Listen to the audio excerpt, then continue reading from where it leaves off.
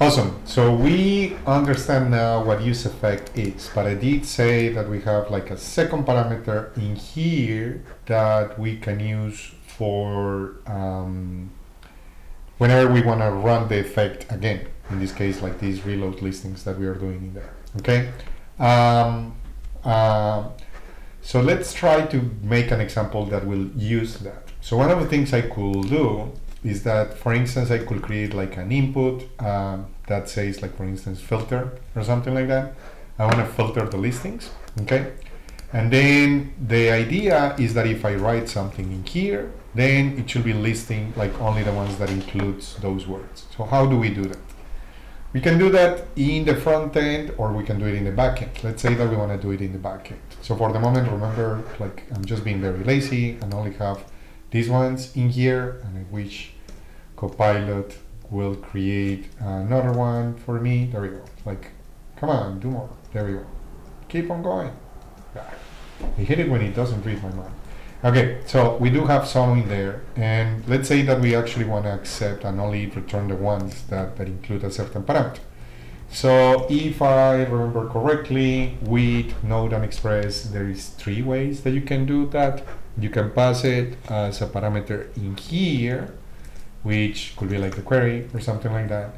Or we can pass it as the URL parameters, query parameters. So I think if I do request.query, something in here, then, and I do query equals request.query.q, I like that. And then if I like what Copilot is saying in there, if you have that, then just return those ones.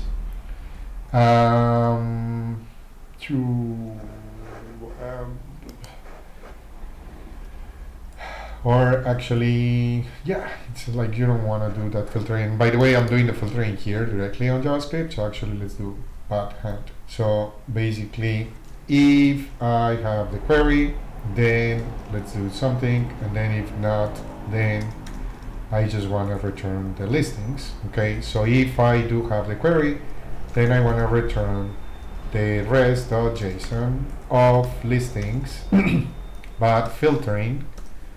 And then filter is another array function that will be called for each one of the elements. And then I am going to say for each listing, if the title of the listing it's when I convert it into lowercase, that's what's happening in there, includes the query dot to lowercase, locale lowercase. And then basically it's going to be trying to combine the two in there. This one is that, and then is this one, and then that one. What's your problem here? Oh yes, but Prettier removes that. Yes, so we can ignore that one for the moment. We have to fix that ESLint rule. And the other thing I can do is that I can actually, if that thing exists, then basically, can I do this one to locale lowercase?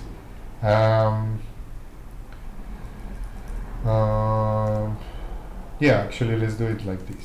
So I can do that one, and then I can say in here, query is going to be query to string, and then yes, I like what Copilot's saying there, just to save me, because I don't want to be converting that all the time. So doesn't make sense to be doing it every time I go in there. So the whole idea in here is that if I want to test this endpoint, I can do it in here in the localhost 3000, and then I go to API listings, I think is what we are doing. And then I can go and say query is going to be like, I don't know, modern or something, and then it doesn't get anything. What happens if I just give it this one? Still nothing. Let's see what is printed in here. Oh, so it doesn't like the things. So there we go. So modern, like it doesn't really need the quotes, double quotes in there. So this one, it seems to be working now. And then in my front end, I can go back to my front end. Let's close all of these. And then to my front end, I guess in here my apartment listings, and I'm doing here my fetching. Then one thing I could do is that I could go and say this is going to have like a query equals and whatever query we pass in there. And notice that this is not GSX. This is just a regular string. So that's why I need to do $sign and curly brackets. Then if I want to get this query, then that query, I want it to be like the whatever value is from this one. And then I'm going to use a trick that is very common, which is going to be to create what we call a controlled component. So a control component, this is going to be a state. And again, I need that to be a state because I want it to be the component to re-render every time the state changes. So if I come in here and then I say that the value for this one is going to be whatever query I provide, then this component becomes a control component in the sense that the value of it, the state of it, it's controlled by the parent component. So the input is just an HTML element, but I'm treating it as a component. So if you do that, then you have to provide it two things, and it works especially common for input components.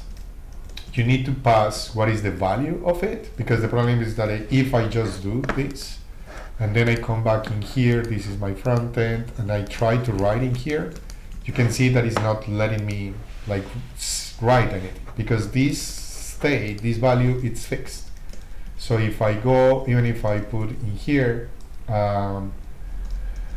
and let's put this on query in here, and then I can do on query, and then notice that I can just receive like this event parameter, because this is just an event handler, okay? And then I can print in here console log on query. I like kind of like the ping pong one, that's kind of interesting. And this one is also important for you to understand, is that this is just going to be like a regular event parameter. So whenever you have an event attribute, that is going to have a target, which is going to refer to the input that generated the event. In this case, is the input that we have in here, and I want to get the value from that, which is the current value.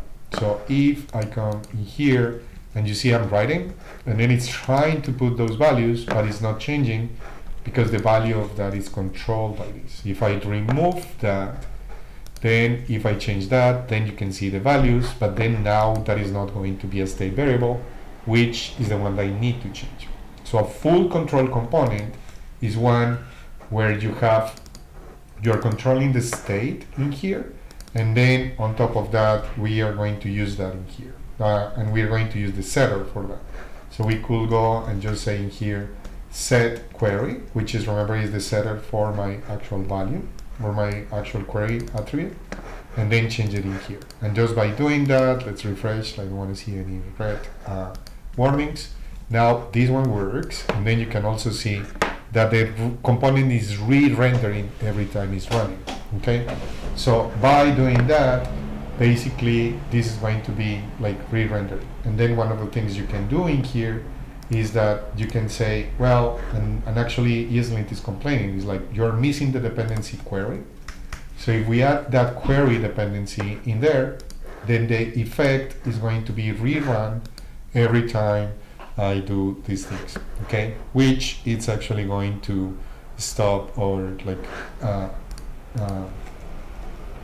help us like do the actual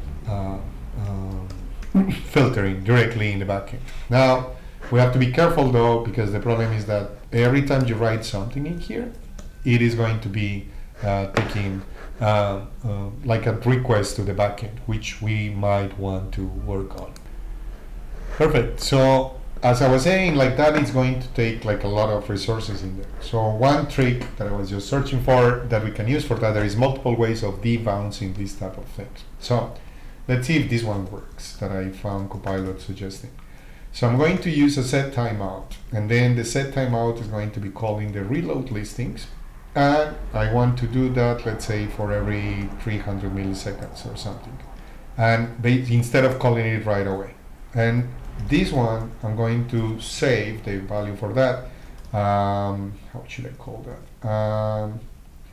Timeout, I guess. And then basically in here, I want to clear the timeout.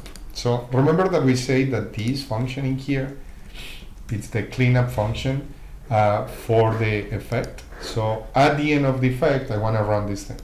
So the secret in here is that this is going to try to call this thing, and then it's going to save that in here. And if this is called multiple times, then I want to clear the previous one before I call the next one, which is hopefully what this is going to be doing. And then let's go and see if that works. So notice also that this is going to be slower. But if I go and I write really quickly in here, it only will do it like actually after like 200 milliseconds, which is exactly what we want. Well, it actually works very well. So that is one way of doing it. So that way we are actually doing the filtering in the backend.